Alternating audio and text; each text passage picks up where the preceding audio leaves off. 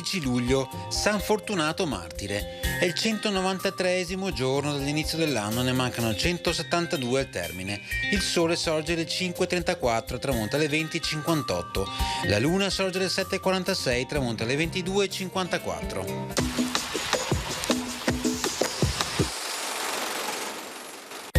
Il governo austriaco mette in vendita a Venezia la gigantesca statua di Napoleone eretta durante l'occupazione francese in piazzetta di Leoncini.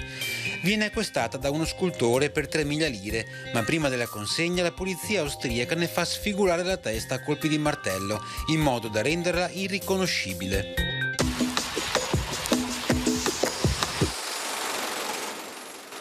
Le previsioni per domani: aumento della nuvolosità e della probabilità di piogge, specie nella seconda metà di giornata. Temperature in aumento prima delle piogge ed in calo dopo le piogge, con minime a tarda sera.